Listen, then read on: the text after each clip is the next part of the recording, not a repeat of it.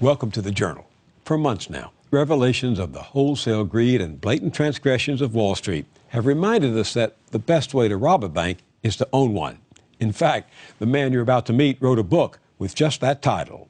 It was based upon his experience as a tough regulator during one of the darkest chapters in our financial history, the savings and loan scandal in the late 1980s.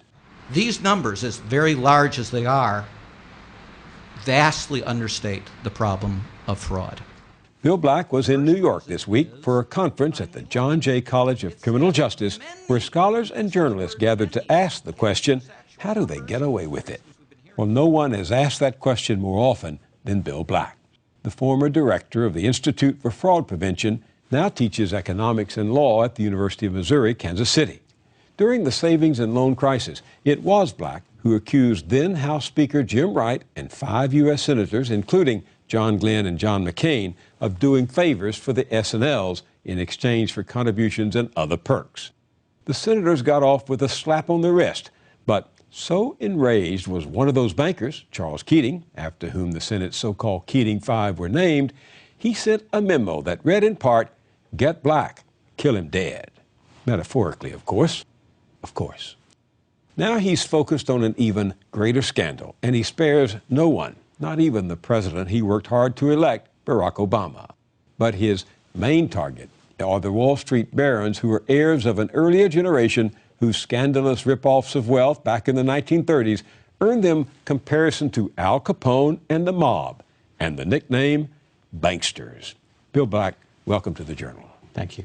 I was taken with your candor at the conference here in New York to hear you say that this crisis we're going through, this economic and financial meltdown, is driven by fraud. What's your definition of fraud? Fraud is deceit. And the essence of fraud is I create trust in you, and then I betray that trust and get you to give me something of value. And as a result, there's no more effective acid against trust than fraud, especially fraud by top elites. And that's what we have. In your book, you make it clear that calculated dishonesty by people in charge is at the heart of most large corporate failures and scandals, including, of course, the S&L. But is that true? Is that what you're saying here, that it was in the boardrooms and the CEO offices where this fraud began? Absolutely. How did they do it? What do you mean? Well, the way that you do it is to make really bad loans because they pay better. Then you grow extremely rapidly. In other words, you're a Ponzi-like scheme. And the third thing you do is we call it leverage. That just means borrowing a lot of money. And the combination creates a situation where you have guaranteed record profits in the early years. That makes you rich through the bonuses that modern executive compensation has produced. It also makes it inevitable that there's going to be a disaster down the road. So you're suggesting or saying that CEOs of some of these banks and mortgage firms, in order to increase their own personal income, deliberately set out to make bad loans? Yes. How do they get away with it? I mean, what about their own checks and balances in the company? Or what about their accounting divisions? All of those checks and balances report to the CEO. So if the CEO goes bad, all of the checks and balances are easily overcome. And the art form is not simply to defeat those internal controls, but to suborn them, to turn them into your greatest allies. And the bonus programs are exactly how you do that. If I wanted to go looking for the parties to this with a good bird dog, where would you send me? Well, that's exactly what hasn't happened. We haven't looked. All right? The Bush administration essentially got rid of regulation. So if nobody was looking, you were able to do this with impunity, and that's exactly what happened. Where would you look? You'd look at the specialty lenders, the lenders that did almost all of their work in the subprime and what's called Alt-A, liar's loans. Liar's loans. Why did they call them liar's loans? Because they were liar's loans. And they knew it? They knew it. They knew that they were frauds. Liar's loans mean that we don't check. You tell us what your income is, you tell us what your job is, you tell us what your assets are, and we agree to believe you. We won't check on any of those things. And by the way, you get a better deal if you inflate your income and your job history and your assets. You think they really said that to borrowers? we know that they said that to borrowers. In fact, they were also called in the trade ninja loans. Ninja? Yeah, because no income verification, no job verification, no asset verification. You're talking about significant American companies. Huge. One company produced as many losses as the entire savings and loan debacle. Which company? IndyMac, specialized in making liar's loans. In 2006 alone, it sold $80 billion of liar's loans to other companies. $80 billion. And was this happening exclusively in this subprime mortgage business? No, and that's a big part of the story as well. Even prime loans began to have non-verification. Even Ronald Reagan, said trust but verify. Right. They just gutted the verification process. We know that will produce enormous fraud under economic theory, criminology theory, and 2,000 years of life experience. Is it possible that these complex instruments were deliberately created so swindlers could exploit them? Oh, absolutely. This stuff, the exotic stuff that you're talking about, was created out of things like liar's loans that were known to be extraordinarily bad. And now it was getting AAA ratings. Now, a AAA rating is supposed to mean there is zero credit risk. So you take something that not only has significant, it has crushing risk. That's why it's toxic. And you create this fiction that it has zero risk. That itself, of course, is a fraudulent exercise. And again, there was nobody looking during the Bush years. So finally, only a year ago, we started to have a congressional investigation of some of these rating agencies. And it's scandalous what came out. What we know now is that the rating agencies never looked at a single loan file. When they finally did look, after the markets had completely collapsed, they found, and I'm quoting Fitch, the smallest of the rating agencies, the results were disconcerting in that there was the appearance of fraud in nearly every file we examined. So if your assumption is correct, your evidence is sound, the bank, the lending company created a fraud, and the ratings agency that is supposed to test the value of these assets knowingly entered into the fraud. Both parties are committing fraud by intention. Right, and the investment banker that we call it pooling, puts together these bad mortgages, the liar's loans, and creates the toxic waste of these derivatives. All of them do that. And then they sell it to the world, and the world just thinks that because it has a AAA rating, it must actually be safe. Well, instead, there are 60 and 80% losses on these things because, of course, in reality, they are toxic waste. You're describing what Bernie Madoff did to a limited number of people, but you're saying it's systemic, a systemic Ponzi scheme. Oh, Bernie was a piker. He doesn't even get into the front ranks of a Ponzi scheme. But you're saying our system became a Ponzi scheme. Our system our financial became system. A Ponzi scheme. Everybody was buying a pig in the poke, but they were buying a pig in a poke with a pretty pink ribbon, and the pink ribbon said AAA. Is there a law against liar's loan? Not directly, but there are, of course, many laws against fraud, and liar's loans are fraudulent. Because? Because they're not going to be repaid and because they have false representations. They involve deceit, which is the essence of fraud. Why is it so hard to prosecute? Why hasn't anyone been brought to justice over this? Because they didn't even begin to investigate the major lenders until the market had actually collapsed, which is completely contrary to what we did successfully in the savings and loan crisis, right? Even while the institutions were reporting they were the most profitable savings and loan in America, we knew they were frauds and we were moving to close them down. Here, the Justice Department, even though it very appropriately warned in 2004 that there was an epidemic of mortgage fraud. The FBI publicly warned in September 2004 that there was an epidemic of mortgage fraud, that if it was allowed to continue, it would produce a crisis at least as large as the savings and loan debacle, and that they were going to make sure that they didn't let that happen. So what goes wrong? First thing that goes wrong is after 9/11, the attacks, the Justice Department transfers 500 white-collar specialists in the FBI to national terrorism. And we can all understand that, but then the Bush administration refused to replace the missing 500 agents. So even today, again, as you say, this crisis is 1,000 times worse, perhaps, certainly 100 times worse than the savings and loan crisis. There are 1/5 as many FBI agents as worked the savings and loan crisis. You talk about the Bush administration. Of course, there's that famous photograph of some of the regulators in 2003 who come to a press conference with a chainsaw suggesting that they're going to cut business loose from regulation, right? Well, they succeeded. And in that picture, by the way, three of the other guys with pruning shears are That's right. They're the trade representatives. They're the lobbyists for the bankers. And everybody's grinning. The government's working together with the industry to destroy regulation. Well, we now know what happens when you destroy regulation. You get the biggest financial calamity of anybody under the age of 80.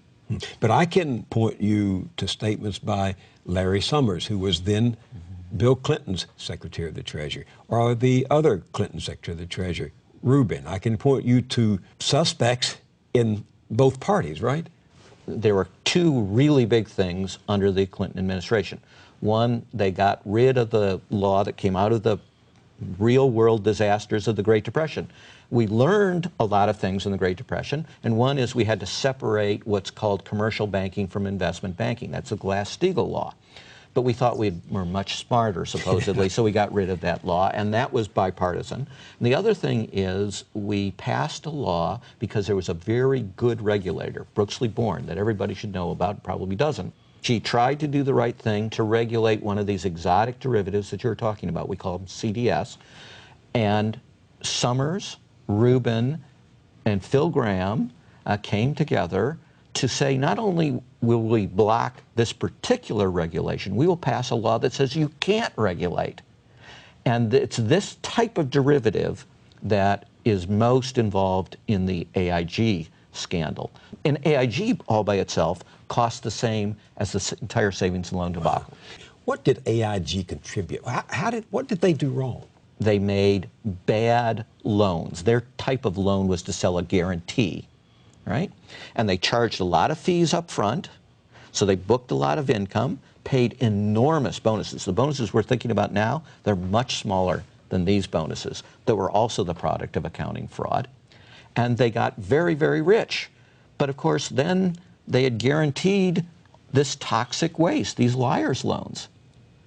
Well, we've just gone through why those toxic waste, those liar's loans are going to have enormous losses. And so you have to pay the guarantee on those enormous losses, and you go bankrupt. Except that you don't in the modern world because you come to the United States and the taxpayers play the fool under Secretary Geithner and under Secretary Paulson before him. We took $5 billion, for example, in U.S. taxpayer money and sent it to a huge Swiss bank called UBS at the same time that that bank was defrauding the taxpayers of America. And we were bringing a criminal case against them. We eventually get them to pay a $780 million fine, but wait, we gave them $5 billion. So the taxpayers of America paid the fine of a Swiss bank. And why are we bailing out somebody that is defrauding us? And why? How mad is this? What is your explanation for why the bankers who created this mess are still calling the shots? Well, that, especially after what's just happened at GM, it's scandalous. Why are they firing the president of GM and not firing the head of all these banks that are involved? There are two reasons. One, they're much closer to the bankers. These are people from the banking industry, and they have a lot more sympathy. In fact, they're outright hostile to auto workers, as you can see. They want to bash all of their contracts, but when they get to banking, they say, oh, contracts, sacred. But the other element of your question is, we don't want to change the bankers because if we do, if we put honest people in who didn't cause the problem, their first job would be to find the scope of the problem. And that would destroy the cover-up. And the cover-up is Sure, the cover-up. It's a serious charge. Of course. Who's covering up? Geithner is covering up, just like Paulson did before him. Geithner is publicly saying that it's going to take $2 trillion. A trillion is 1,000 billion. Right? 2 trillion taxpayer dollars to deal with this problem. But they're allowing all the banks to report that they're not only solvent, but fully capitalized. Both statements can't be true. It can't be that they need 2 trillion because they have massive losses and that they're fine. These are all people who have failed. Paulson failed, Geithner failed. They were all promoted because they failed, not because they had succeeded. Well, Geithner was one of our nation's top regulators during the entire subprime scandal that I've just described. He took absolutely no effective action. He gave no warning. He did nothing in response to the FBI warning that there was an epidemic of fraud. All this pig-in-the-poke stuff happened under him. So in his phrase about legacy assets, well, he's a failed legacy regulator. But he denies that he was a regulator. Let me show you some of his testimony before Congress. Take a look at this. I've never been a regulator, for better or worse, and I think you're right to say that we have to be very skeptical that regulation can solve all these problems. We have parts of our system which are overwhelmed by regulation. Overwhelmed by regulation. It wasn't the absence of regulation that was a problem. It was, despite the presence of regulation, you had huge risks built up. Well, he may be right that he never regulated, but his job was to regulate. That was his mission statement as president of the Federal Reserve Bank of New York, which is responsible for regulating most of the largest bank holding companies in America. And he's completely wrong that we had too much regulation in some of these areas. I mean, he gives no details, obviously, but that's just plain wrong. How is this happening? I mean, why is it happening? Until you get the facts, it's harder to blow all this up. And of course, the entire strategy is to keep people from getting the facts. What facts? The facts about how bad the condition of the banks is. So as long as I keep the old CEO who caused the problems, is he going to go vigorously around finding the problems? Finding the frauds? You know, taking away people's bonuses? To hear you say this is unusual because you supported Barack Obama during the campaign last year, but you're seeming disillusioned now. Well, certainly in the financial sphere, I am. I think, first, the policies are substantively bad. Second, I think they completely lack integrity. Third, they violate the rule of law. This is being done, just like Secretary Paulson did it, in violation of the law. We adopted a law after the savings and loan crisis called the Prompt Corrective Action Law. And it requires them to close these institutions, and they're refusing to obey the law. In other words, they could have closed these banks without nationalizing them? Well, you do a receivership. Ronald Reagan did receiverships. Nobody called it nationalization. And that's a law? That's the law. So Paulson could have done this? Geithner could do this? Not could, was mandated. By the law? By the law. This law you're talking about? Yes. What's the reason they give for not doing it? They ignore it.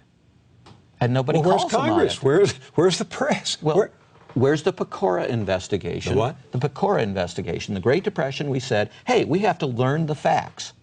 What caused this disaster so that we can take steps like pass a Glass-Steagall law that will prevent future disasters? Where's our investigation? What would happen if after plane crashes we said, oh, we don't want to look in the past. We want to be forward-looking. Many people might have been, we don't want to pass blame. We want to move. No. We have a nonpartisan, skilled inquiry. We spend lots of money on, get really bright people, and we find out, to the best of our ability, what caused every single major plane crash in America. And because of that, aviation has an extraordinarily good safety record. We ought to follow the same policies in the financial sphere. We have to find out what caused the disasters, or we will keep reliving them. And here, we've got a double tragedy. It isn't just that we are failing to learn from the mistakes of the past, we're failing to learn from the successes of the past. What do you mean? In the savings and loan debacle, we developed excellent ways for dealing with the frauds and for dealing with the failed institutions. And for 15 years after the savings and loan crisis, didn't matter which party was in power, the U.S. Treasury Secretary would fly over to Tokyo and tell the Japanese, you ought to do things the way we did in the savings and loan crisis because it worked really well. Instead, you're covering up the bank losses because you don't, you say you need confidence. And so we have to lie to the people to create confidence. And it doesn't work. You will cause your recession to continue and continue. And the Japanese call it the lost decade as a result. So now we get in trouble, and what do? We adopt the Japanese approach of lying about the assets. And you know what? It's working just as well as it did in Japan. Yeah. Are you saying that Timothy Geithner, the Secretary of the Treasury, and others in the administration with the banks are engaged in a cover-up to keep us from knowing what went wrong? And Absolutely. You are? Absolutely. Because they are scared to death. All right? They're scared to death of a collapse.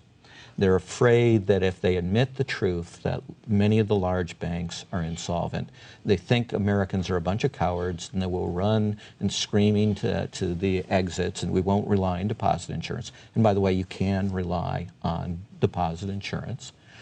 And it's foolishness. All right? Now, it may be worse than that. You can impute more cynical motives, but I think they are sincerely just panicked about we just can't let big banks fail. That's wrong. But what might happen at this point if, in fact, they keep from us the true health of the banks? Well, then the banks will, as they did in Japan, either stay enormously weak or Treasury will be forced to increasingly absurd giveaways of taxpayer money. We've seen how horrific AIG. Right? And remember, they kept secret from everyone what AIG they were doing with, Treasury. And both administrations, the Bush administration and now the Obama administration, kept secret from us what was being done with AIG. AIG was being used secretly to bail out favored banks like UBS and like Goldman Sachs, Secretary Paulson's firm that he had come from being CEO. It got the largest amount of money, $12.9 billion, and they didn't want us to know that. And it was only congressional pressure, and not congressional pressure, by the way, on Geithner, but congressional pressure on AIG, where Congress said, we will not give you a single penny more unless we know who received the money. And when he was Treasury Secretary, Paulson created a recommendation group to tell Treasury what they ought to do with AIG, and he put Goldman Sachs on it. Even though Goldman Sachs had a big vested stake. Massive stake, and even though he had just been CEO of Goldman Sachs before becoming Treasury Secretary. Now, in most stages in American history, that would be a scandal of such proportions that he wouldn't be allowed in civilized society. Yeah, like a conflict of interest, it seems. Massive conflict So how do of they get interest. away with it? I don't know whether we've lost our capability of outrage or whether the cover-up has been so successful that people just don't have the facts to react to it. Who's going to get the facts? We need some chairmen or chairwomen in Congress to hold the necessary hearings, and we can blast this out. But if you leave the failed CEOs in place, it isn't just that they're terrible business people, though they are, and it isn't just that they lack integrity, though they do, because they were engaged in these frauds, but they're not going to disclose the truth about the assets. And we have to know that in order to know what? To know everything, to know who committed the frauds, whose bonuses we should recover, how much the assets are worth, how much they should be sold for, is the bank insolvent such that we should resolve it in this way. It's the predicate, right? You need to know the facts to make intelligent decisions, and they're deliberately leaving in place the people that cause the problem because they don't want the facts. And this is not new. The Reagan administration's central priority at all times during the savings and loan crisis was covering up the losses. So you're saying that people in power, political power and financial power, act in concert when their own behinds are in the ringer, right? That's right, and it's particularly a crisis that brings this out, because then the class of the bankers says, you got to keep the information away from the public or everything will collapse. Right? If they understand how bad it is They'll run for the exits. Yeah, this week in New York at this conference, you described this as more than a financial crisis. You called it a moral crisis. Yes. Why?